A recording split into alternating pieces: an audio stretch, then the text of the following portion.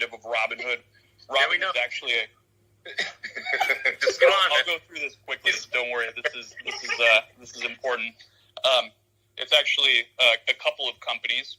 So there's an introducing broker-dealer called Robinhood Financial, and that basically is the app that you know and love. It processes trades.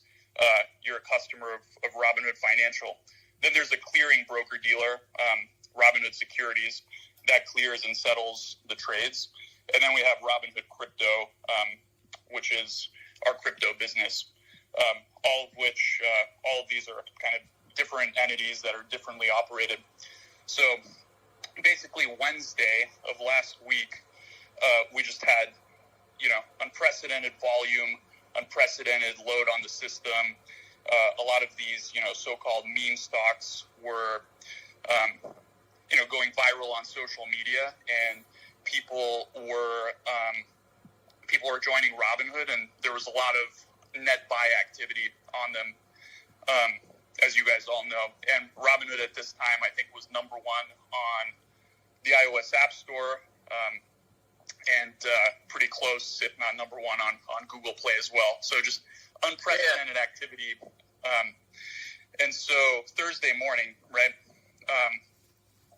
So I'm sleeping, but at 3:30 a.m. Pacific, our operations team receives a file from the NSCC, which is the National Securities Clearing Corporation. So basically, as a clearing broker, and this is where Robinhood Securities comes in, we have to put up money to the NSCC based on some factors, including things like the volatility of the trading activity, concentration into certain securities, and this is the equities business. So it's based on stock trading and not options trading or anything else.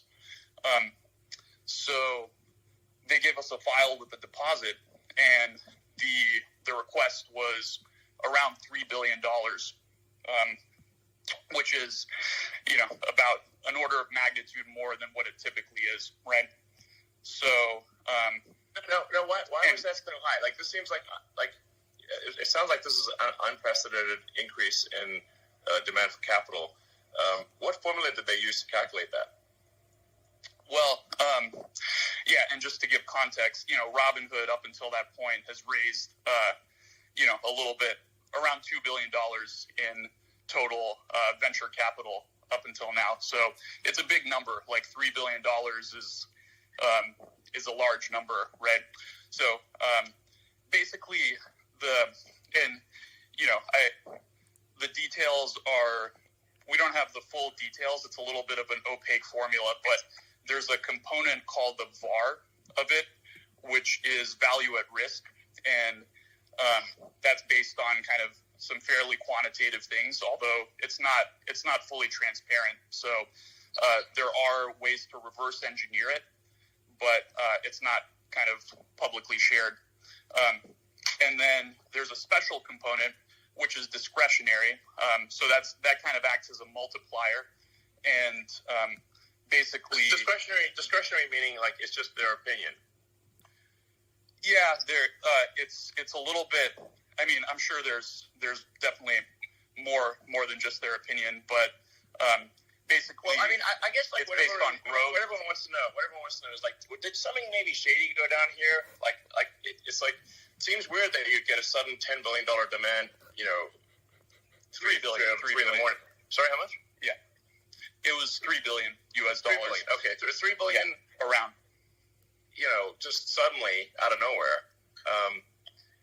And what percentage? I wouldn't impute shadiness to it or anything like that. And actually, the NSCC was reasonable subsequent to this, and they worked with us to actually lower it. So it was unprecedented activity. I don't have the full context about what's going on in the NSCC to make these calculations, but essentially, Is anyone holding you hostage right now? No, I'm okay. Yeah. Thanks for asking. But anyway, so this was obviously nerve-wracking, and I actually was asleep at this point. You know, the operations team was fielding this at 3:00, and then we got back. We put our heads together.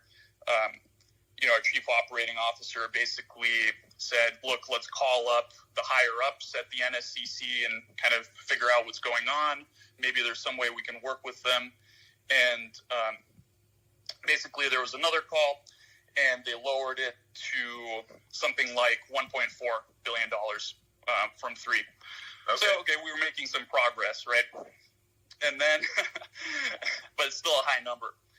And then we basically proposed, well, let's explain how we plan to, let's explain how, we'll manage risk in these symbols throughout the day. We proposed marking these volatile stocks that were kind of driving the activity, position closing only. And then at about an hour before market open, so 5:30 or 5 in the morning, they came back and they said, okay, the charge is, or the deposit's $700 million, which we then deposited and paid promptly, and then everything was fine.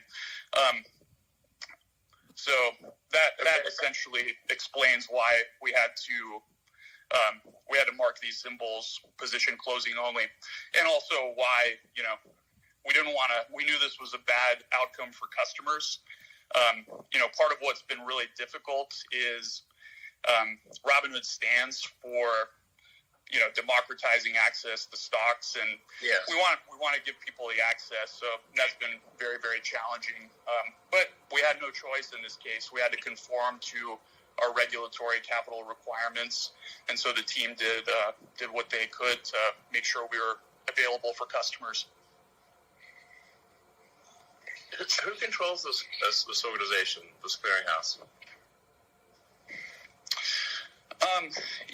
It's a consortium. It's not quite a government agency. I don't really know the details of all of that.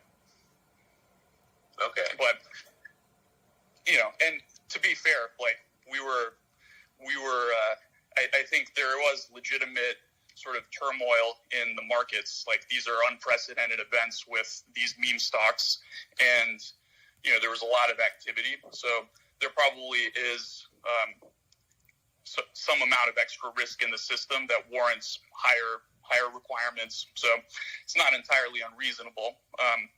But we did operational processes to make sure that customers that had positions could sell their open positions, because obviously restricting someone, we got a lot of questions about, okay, you had to restrict buying. Why didn't you also restrict selling? And the fact of the matter is, people get really pissed off if they're holding stock and they want to sell it and they can't, right? So I think that's categorically worse. So, and lots of other brokers, I think, were in the same situation. Robinhood was in the news, but you sort of heard this industry-wide, right? Other brokers basically restricted the same exact activity. All right, so it sounds like this organization calls you up and they basically have a gun to your head, either hand over this money or else.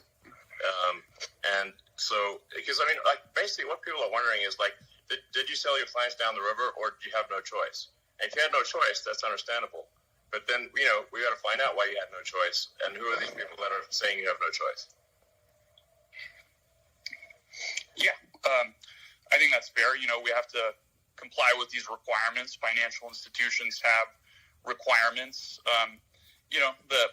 The formula behind these requirements, I think it would obviously be ideal if there was a little bit more transparency so we could plan better around that. But to be fair, we were able to open and serve our customers, and 24 hours later, our team raised over $1 billion in capital, so that when we did open, when we do open tomorrow morning, we'll be able to kind of relax the stringent position limits that we put on these securities on Friday. Will there be any limits? Well, I think there's always going to be some theoretical limit. Like, we don't have infinite capital, right? And on Friday there were limits. So there's always going to have to be some limit. I think the question is, will the limits be high enough to the point where, they won't impact, 99.9+% of customers. So, if someone were to deposit $100 billion and decide to trade in one stock like that, that wouldn't be possible, All right.